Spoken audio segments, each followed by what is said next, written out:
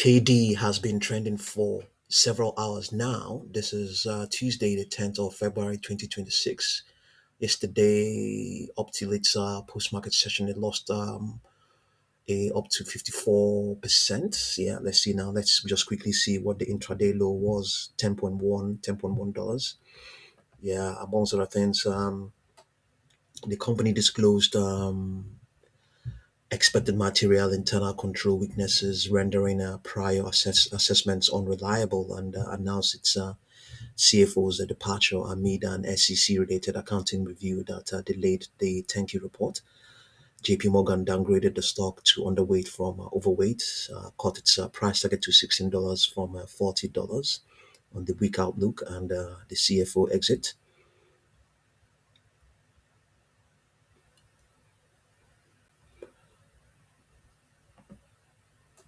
Okay, more on what the company reported. Okay, revenue $3.9 billion, up 3% year over year. The company, the Kendrill Consult grew 20% year over year on constant currency, now 25% of revenue, but missed internal targets. Hyperscaler related revenue up 58% year over year to $500 million, on track for nearly $2 billion in FY26 above plan. IBM related revenue now $2 billion versus $4 billion at $4 billion at Spain, cutting reported growth by 3.5 points this year. Longer enterprise sales cycles from AI, data sovereignty, and ERP to cloud delays pressure the second half outlook. Okay, so amongst other things, okay, and there's a SEC review of cash management disclosures and controls delays. Okay, management does not expect a restatement. Okay, mixed quarter driven by solid consult and hyperscaler growth, but softer revenue conversion and higher costs main concern is reduced FY26 earnings and cash flow outlook amid elongated sales cycles, IBM revenue headwinds, and SEC review of cash related disclosures.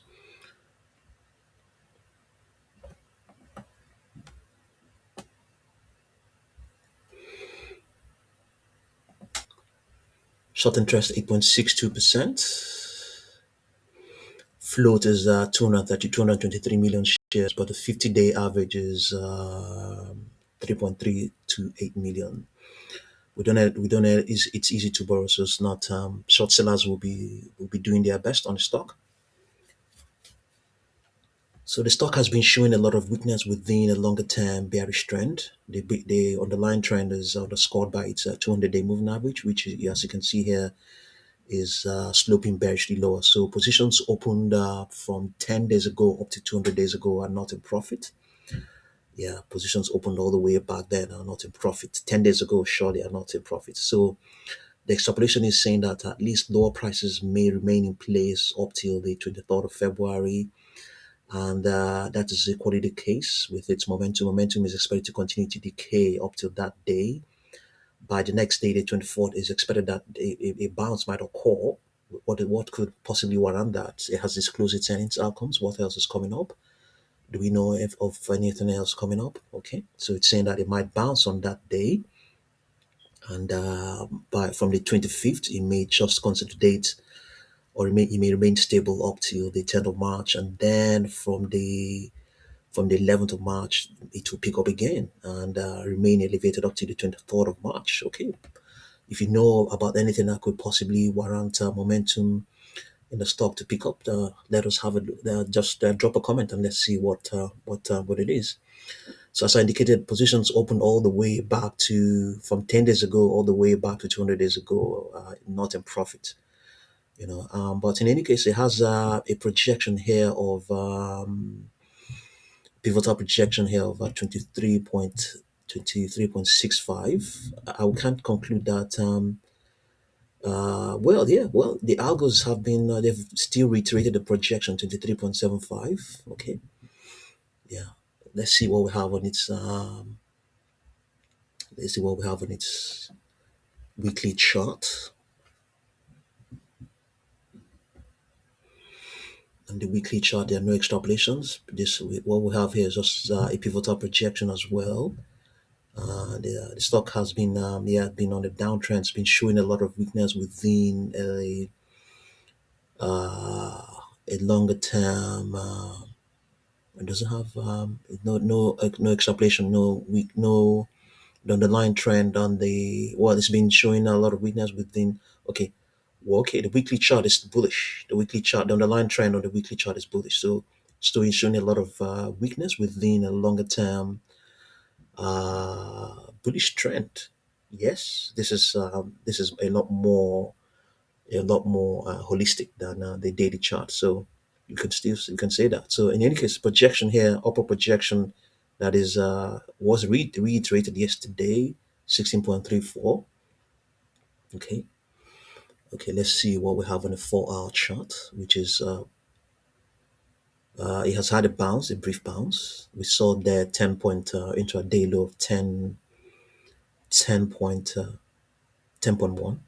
We got a pivot from there, a bounce from there, and we equally have a pivotal projection as well, initiated on the 26th of January, still reiterated up till the last hour of last 4 hours of yesterday's post market session. The projection is 19.65. I don't know if that is encouraging, but in any case, the extrapolation of its 3 period moving average on this 4 hour chart is that it may even decline further towards towards tomorrow's pre-market session. So it's just saying that when it gets there, we might. So from just saying from now, it's just going to be a consolidation. It's a range saying that it's going to be a range between 8.57 and 10.93. 8.57 and 10.93. Okay, what's the probability of it retesting 19.65? Okay, look over here. This pane here holds this strip here holds the moving averages. If the moving average is greater than the projection we are talking about, we are considering, then we have a probability that is higher than 50%. So as you can see, all the moving averages there are greater than 19.67. So the first one is the one we're considering. That's the 10 period moving average. It is 23.03. So I can tell you that the probability of 19.67 printing is statistically up to 90%. But it doesn't mean it's going to happen. It doesn't mean it's going to happen. It's just statistical. It's just something there, and it's not going to, it may not happen. It may not happen. Accounting issues, I don't think, well, never say never, but let's just say it's not going to happen. But let's just leave it that way. But statistically, it looks very handsome. Maybe if you leave the algos alone to trade on their own, maybe they may lean on the probability than anything else than the fundamental issues. But of course, I think if you leave them alone, they will also consider the fundamental issue, which is the accounting and the outlook and all this. And so the algos, they also digest the fundamentals and the statistics. They digest the news. They digest the news. So the machines of the big investment firms, and yeah, they digest the news as well. Okay, let's see whether we can get the market grid on this on the stock and see what we have in terms of range.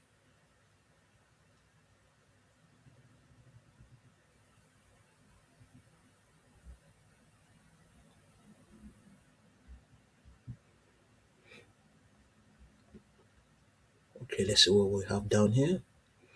So the range is between 15.86 and 5.3. So this is an indication of how low that is it can actually print. 5.3 is something that can print. So don't discount that. So the current price is 10.59. So this is where it is in between the resistance and the support. So it can't go either ways there. So there's hardly any support. You can see there's a gap. The numbers, the prices are not packed. They are all there are gaps in between them. So there's an indication that that may be that is an indication that it can still test some of these prices. It can equally, yeah, yes, it is an indication that it can go either way. Retest 15.86, but obviously don't place your hope on that.